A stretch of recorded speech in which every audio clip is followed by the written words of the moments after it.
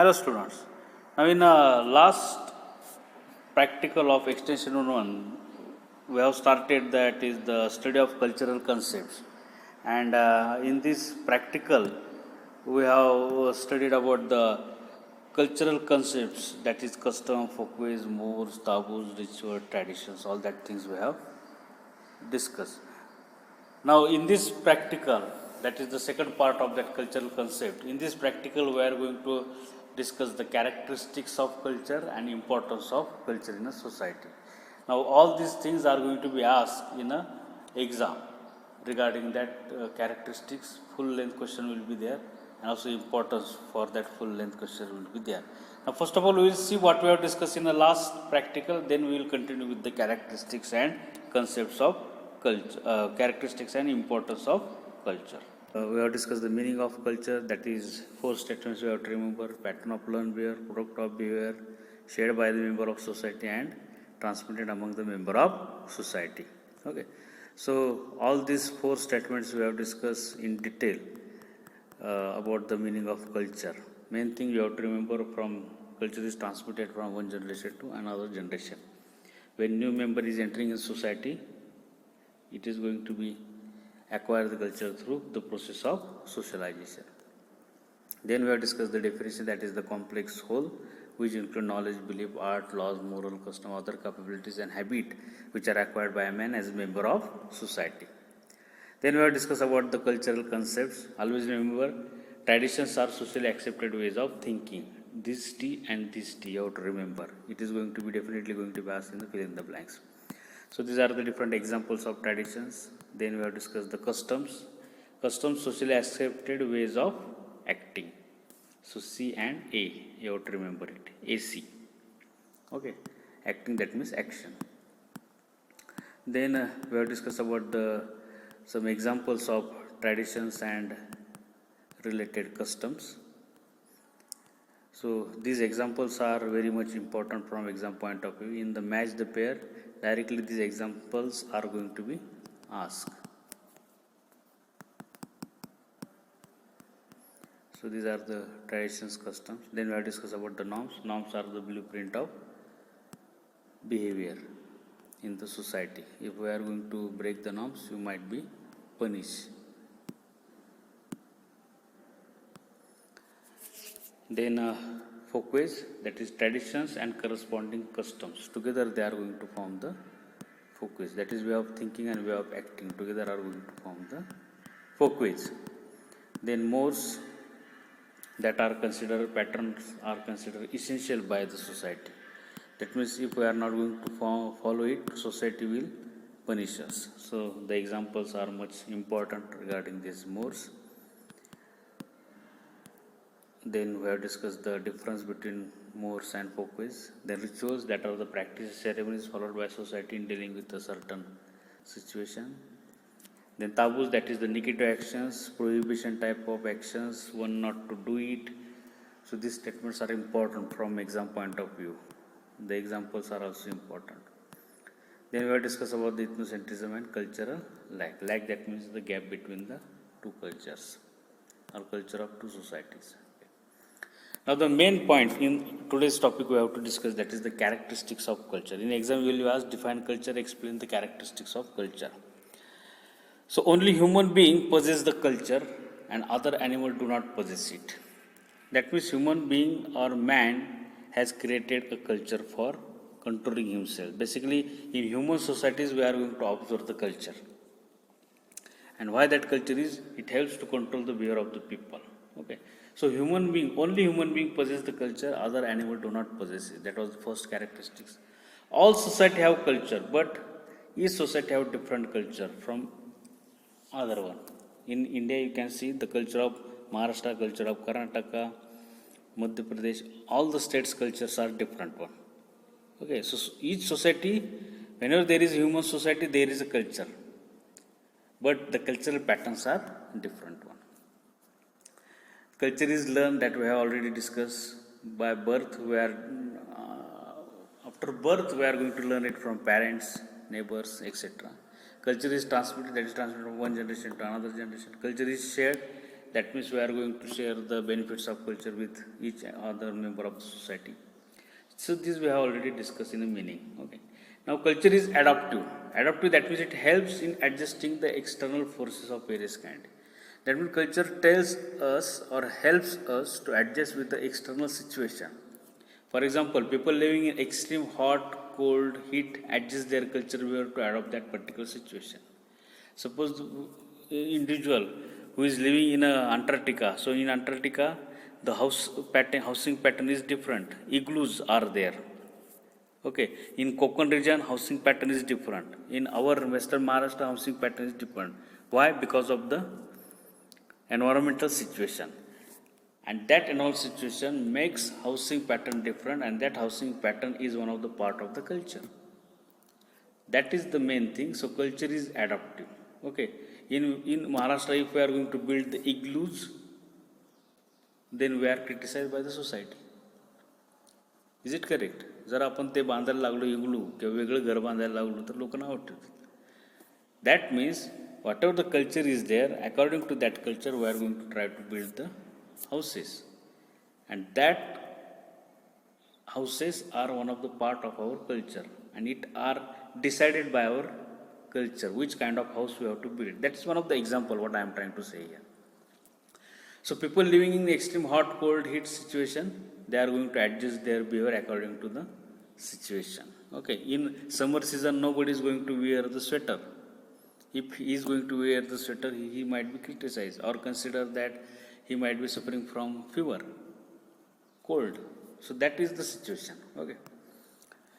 Culture is integrative. Integrative, that means it helps to bring the unity among the people. So people tends to maintain consistency, integration, unity among themselves with the help of culture. That means basically culture, because of this culture we are going to celebrate certain festivals. So these festivals are basically mean to bring the people together. There are different fairs are organized in the village. During fairs, the people are getting together.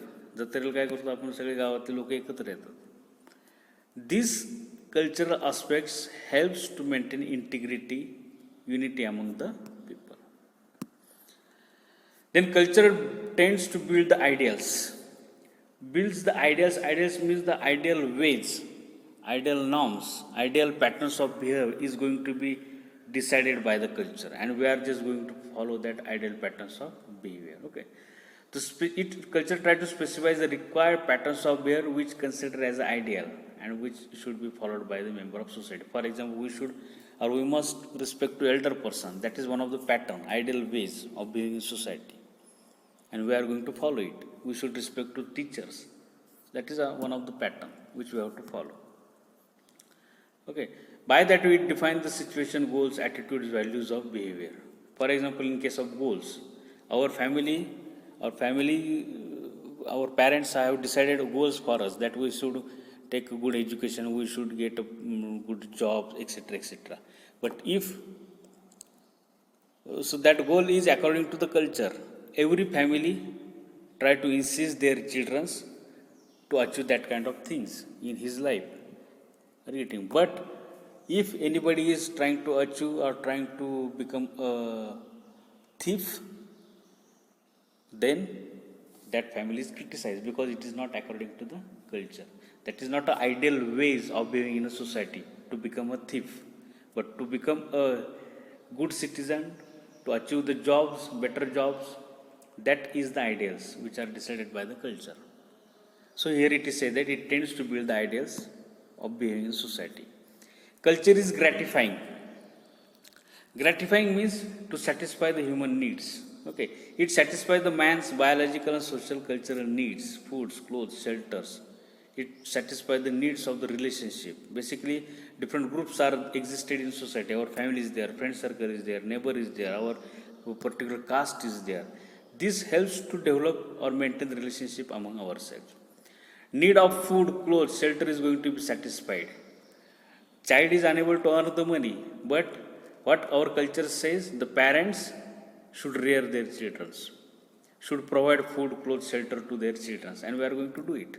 But if anybody is not going to do, If anybody is not going to rear his children, not providing food, clothes, shelters to the children, then that particular parents are criticized.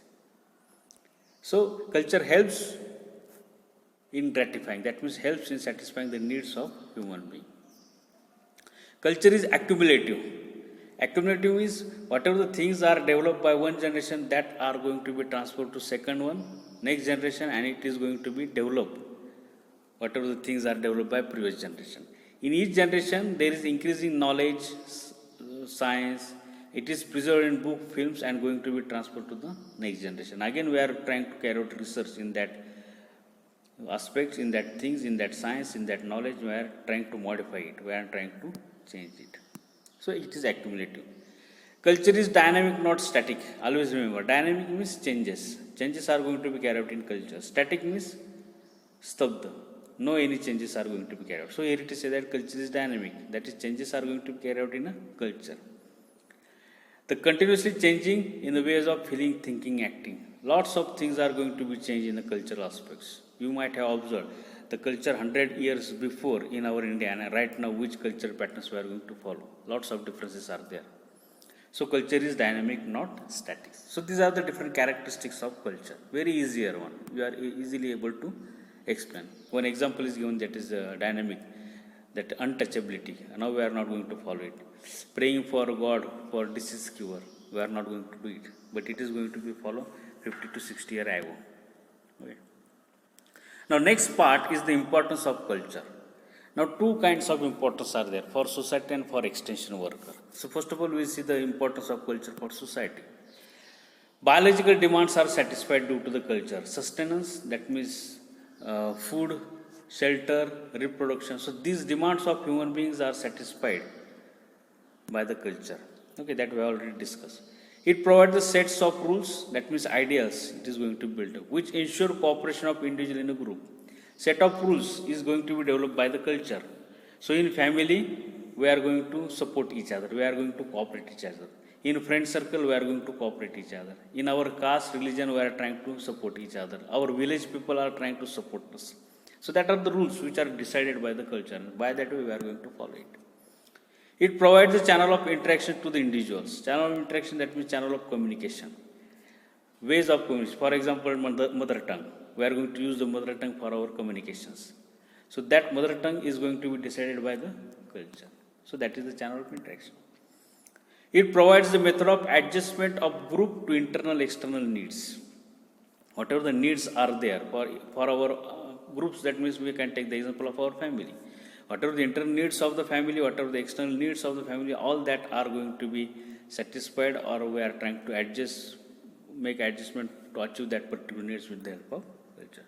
So these are the importance of culture for the society.